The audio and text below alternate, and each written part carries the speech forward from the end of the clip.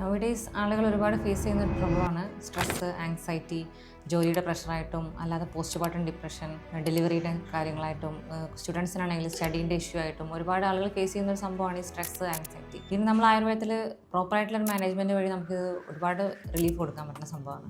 ലേഡീസിനാണെങ്കിലും ജെൻസിനാണെങ്കിലും ചൈൽഡിനാണെങ്കിൽ പോലും നമുക്ക് കൊടുക്കാൻ പറ്റുന്നതാണ്. നമ്മളതിൽ മെയിനായിട്ട് വരുന്ന ശിരോധാര എന്ന് പറഞ്ഞൊരു ട്രീറ്റ്മെൻറ്റ് വരുന്നുണ്ട്. നമുക്ക് ബ്രെയിനും നമ്മളെ ഹെയറും നമ്മളെ സ്കാൽപ്പും എല്ലാം നല്ല കൂളാക്കിയിട്ട് മൈൻഡിൽ നല്ലൊരു കാമായിട്ടുള്ള ഒരു ഫീൽ വരുത്താനുള്ള ഒരു പ്രോസസ്സാണ് നമ്മൾ ശിരോധാര വഴി ഉദ്ദേശിക്കുന്നത്. അതേപോലെ ആങ്സൈറ്റിക്ക് നല്ലൊരു മെഡിസിനാണ് യോഗ. അത് നമുക്ക് പ്രോപ്പറായിട്ടുള്ളൊരു വേയിലൂടെ തന്നെ അത് ചെയ്യുകയാണെങ്കിൽ ശവാസനം പോലുള്ള ശവാസന മെഡിറ്റേഷൻസ് ഒക്കെ ഉണ്ട്. നമുക്ക് സ്പെഷ്യലായിട്ടുള്ള സെഷനായിട്ട് തന്നെ ചെയ്യാൻ പറ്റുന്നതാണ്. അത് നമ്മളൊരു 1 month ഒക്കെ നല്ല രീതിയിൽ പ്രാക്ടീസ് ചെയ്യുകയാണെങ്കിൽ ഒരുപാട് സ്ട്രെസ് റിലീഫായിട്ടും നമുക്ക് ഒരുപാട് മെൻ്റലി ആങ്സൈറ്റി എല്ലാം കുറച്ച് നമുക്ക് മൈൻഡ് കൂളാക്കാൻ പറ്റുന്ന ഒരു പ്രോസസ്സായിട്ട് നമുക്ക് മുന്നോട്ട് പോകാൻ പറ്റുന്ന ഒരു സംഭവമാണ്. ഡെയിലി പ്രാക്ടീസ് ചെയ്യണം എന്നുള്ളതാണ്. അത് നമുക്കൊരു ട്രെയിനറിൻ്റെ ഗൈഡൻസോട് കൂടി ചെയ്യുകയാണെങ്കിൽ കുറച്ചും കൂടെ ബെറ്റർ ആയിരിക്കും.